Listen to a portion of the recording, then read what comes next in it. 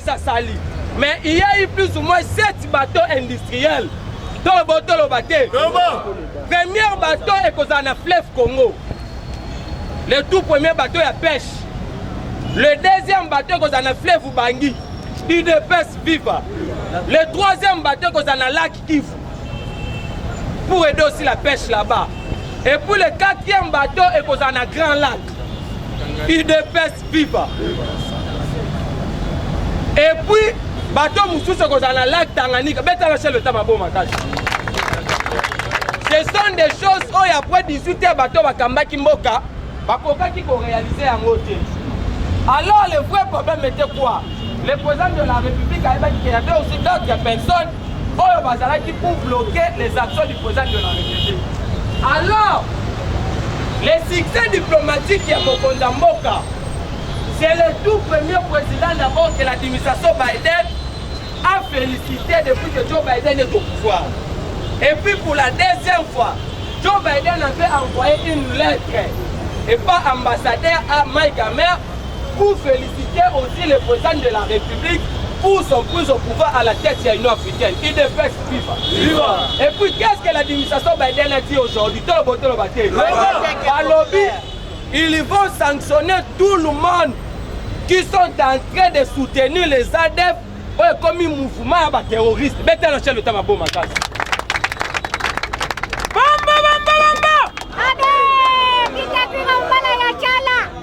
Alors, le problème était de bloquer le président de la République sur le plan national et puis international. Alors le chef de l'État, parce que c'est un diplomate depuis qu'il était à l'IDPS. IDPS FIFA. Il y a un moment, il n'y a pas de débat. Qu'est-ce qui se passe? Tout le monde actuellement, ils sont assoiffés du pouvoir. Parce que la meilleure façon d'aider le chef de l'État, c'est aussi de dénoncer. Le président de la République a été clair en Europe. Alors bas, moi, mon souhait, ce n'est pas toujours qu'on puisse m'appeler Fachi Béton. Mais je fais aussi des critiques d'une façon constructive. IDPS FIFA. Ce n'est pas les critiques qui outragent le chef de l'État, on te laisse. Non. On est condamné dans la Constitution. Alors, Batuna Sobaï une union sacrée. Le Premier ministre appelle ça qui que non. Nous avons plus ou moins 7 et quelques partis politiques. Mais le gouvernement est aux 45 ministères. En attendant la sortie du gouvernement, il y aura des gens qui vont la frustrer. On demande 3 noms na poste comme encore. Qu'est-ce qui se passe? La mère Mende a envoyé les 3 noms. Mende a dit combo ya liboso. Atia Moutouma Okutazana na parcours politique connu na Mbokate. Il est de son parti politique. Yami Balé Atia Moutoumoussousou. Oh, ils ont répondu à des critères. Parce que le Premier ministre avait demandé ceci. Critères à l'évolution, moralité, intégrité, compétence et puis expérience. Et même de prendre maintenant son nom à la 3e position. Quelle est la stratégie? Il sait déjà que les 2 personnes vont la rejeter. Donc, il faut se faire ça dessous des cartes il y a un nouveau gouvernement. Il ne faut pas encore dire que non. Parce qu'il y a des gens qui ont déjà une vision politique. Peut-être qu'en 2023, ils vont aussi poser leur candidature. Et même de ceci, dans les 2 personnes, on va la rejeter parce qu'il faut remplir les critères demandés par le Premier ministre. Et même envoie son nom à la 3e position. Alors, nous, on avait demandé au chef de l'État le renouvellement de la classe politique. C'est pour cela que le président de la République avait nommé un Premier ministre déjà trop jeune. C'est aussi parmi la liste de l'UDPS à l'opposition. On a combattu le système Kabili, le système dictatorial. On ne peut pas accepter encore que Mende refait dans le nouveau gouvernement. Niet, UDPS FIFA. Ministre Mokota Sala vient dans le gouvernement. Expérience, nous sommes dans le parce qu'il y a d'autres personnes qui vont te dire que non, Mende était expert en communication. C'est faux. Mende n'a pas aidé ce pays. Mende travaillait pour l'intérêt d'un individu, Joseph Kabila. Alors, Bato Bayembela Maréchal Mobutu, tant Mobutu a Maroc Batikaï. Tu sais que le père à l'Obaka, laissez Kabila, quand Nzeta Mata qu'il a quitté là, Kabila restera seul avec ses enfants et sa femme. Aujourd'hui, Kabila est seul. Tous ces gens-là, ils sont dans l'union sacrée. UDPS, viva! Viva! Juste le collègue Ali. On lui met quand même un bon match.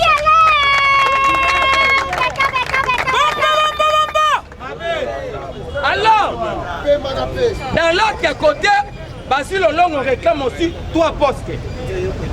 UDPS, viva! Alors, la priorité du nouveau gouvernement est celle qui peut raconter les désidératés au peuple congolais. C'est pour cela, nous on dit ceci. Nous nous demandons de nouveaux visages dans le gouvernement Osoya. UDPS, viva! Nous aussi, nous avons l'expérience de travailler. Parce que d'autres ministres de l'UDPS sont dans le gouvernement, dans le gouvernement UDPS, viva! Ce ne sont pas les mêmes personnes. Steve Mbikai. Aujourd'hui, Mbikai est venu flatter d'abord le chef de l'État. UDPS, viva! Mbikai avec Kabila. Mais il vous dit que non, en 2023, je vais battre campagne pour que Tshisekedi puisse être le candidat commun. C'est faux et archi faux. En politique, c'est le monde des intérêts. Alors, en 2023, qu'est-ce qui peut se passer? Il y a des ambitions aux politiciens qu'il plaît ou qu'il neige. L'UDPS organisera les élections, mais pas en 2023. Parce qu'en 2023, il faut d'abord le ressassement. Dans les déjà sur le baquenon, ce qui est ressassement bandi les lots. Et aussi là, en décembre 2022, maintenant les élections en 2023 en décembre, au moment où les élections n'auront pas bel et bel lien. Alors, Batumissou Balingi va instrumentaliser Senko. Parce qu'en bon, c'est l'autorité morale de la Mouka. En bon, on n'a jamais été un cardinal. Plus loin, dossier où va répondre à un PST, on risque d'interpeller en bon. Plus de 2000 diocèses fictifs créés. Et puis 9000 écoles catholiques fictives. UDPS, viva! L'argent où va Katakanaba mettre un hôpital catholique, il va enseigner à l'école catholique. Mbongo wana, bango va éviter qu'il y ait une caisse nationale de sécurité sociale. Alors ce sont les effets qui ne vont pas de la Mbongo wana. UDPS, viva! C'est pour cela qu'ils sont tentés de combattre l'individu président de la République. Parce que Mbongo a passé toute sa vie dans Ndako Bemba Saolona. Qu'est-ce qui va se passer?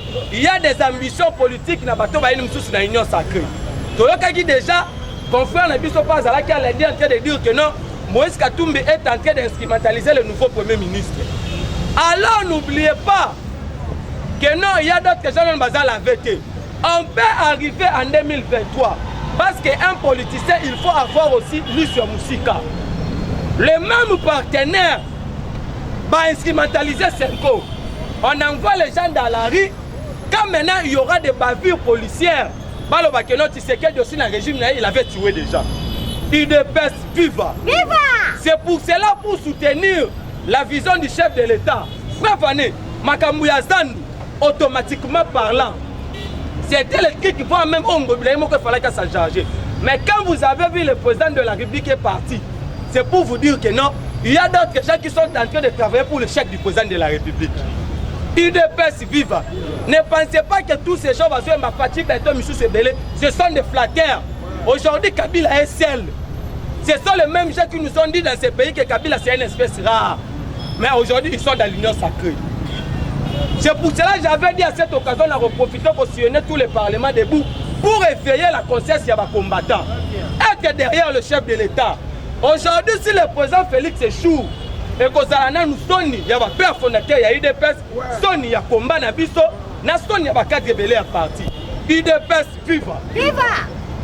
C'est pour cela, avant la sortie, parce que le premier moutir, il y a un gouvernement, et ça qui déjà la table à chef de l'État. Il fallait qu'il déjà se mette non autobandaki, pas sa gouvernement. Mais il y a eu des tractations. Parce que Steve Mbikai accuse aussi, Bahati Lukwebo a roulé. Si Mbikai accuse Bahati Lukwebo par rapport, il y a un autre, Bahati Alliance, donc ça va confier les bisous FCC pour rouler dans le gouvernement. Et maintenant, tous ces gens-là qui sont venus aider le chef de l'État. Alors que, jusqu'à preuve de compter, le président de la République nationale lobby, c'est maintenant que j'ai la clé alimentaire pour l'associer au peuple congolais. Attendant le nouveau gouvernement.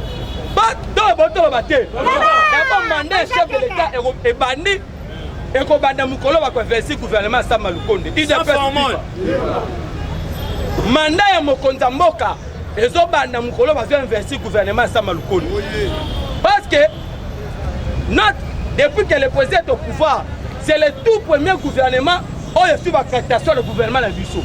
Le président de la République prête le serment le 24 janvier 2019. Gouvernement du 1er septembre, quel retard. Septembre, tu as mis un bâton dans les roues. Donc, comme en mars, première vague à Covid-19, il dépasse viva. Voilà faut c'est que le mandat du chef de l'État a son propre gouvernement. Parce que le gouvernement fameux, c'était le gouvernement SP Accord et FCC Cash. Et maintenant, nous avons un gouvernement au peuple congolais. C'est pour cela nous sommes censés de soutenir le chef de l'État. Moi, j'étais passé pour éveiller conscience à Batou. Je sais déjà qu'au sein du gouvernement, il y aura le gouvernement sur Bimi. La tractation aux ala ébélé. Parce qu'il y a déjà, on a déjà pression. Si on ne se retrouve pas, on doit faire ceci, on doit faire cela. On a tous suivi Eliezer Tamboué. En train de dire que non, le bureau définitif du Sénat, ils ont formé les FCC Moussous. Mais qu'est-ce qui s'est passé? Pour la manque de consensus, Nebemba Nakatumbi va perdre qui deuxième vice poste à l'Assemblée et à Sénat. Koto et Moïndo Nzangi, d'abord il risque de perdre le petit succès au Azul Union Sacrée. Moïndo Nzangi, il se passe comme si c'est un député extraordinaire. En train de dire que si on ne se retrouve pas, ou soit ceux qui va pétition, qui pétition, donc quitter l'Union Sacrée. C'est une façon de faire voir l'opinion que non, tu sais qu'elle dit Azan a volonté qu'on serve la population. C'est pour cela que nous avons effet. Il y a avant les gens sortir au gouvernement, il faut que et puis, pour chiter tous les ministres de l'IDPS qui n'ont pas collaboré avec le parti. Oh, Bazala qui va ingrat. Comment on va liba? Nous ne sommes pas venus accompagner des gens. IDPS, viva! Quand on va nommer un ministre de la Santé, on va renommer Payou. Il ne faut pas se sous-estimer. Parce que le président actuel, il a été dénigré même à son propre parti politique. Félix est le chef de l'État. C'est un stagiaire au sommet de l'État. Mais les lots, a commis le président international, il a fait un chef de l'État.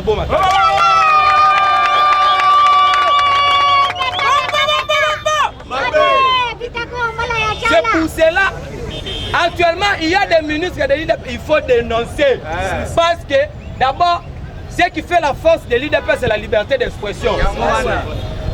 C'est les pyramides renversées. Il y a c'est pour la première fois que la ministre a la campagne pour reconnu. Pourquoi la député la campagne? C'est la honte. C'est pour la première fois un ministre a la campagne pour reconnu le gouvernement. Donc le ministre a remis député. Le ministre a fait banderole, nous avons tous combattu. Il y a des ministres actuellement qui sont en train de financer d'autres structures à partir. Et surtout, que les structures les plus fortes, c'est les parlementaires debout. Nous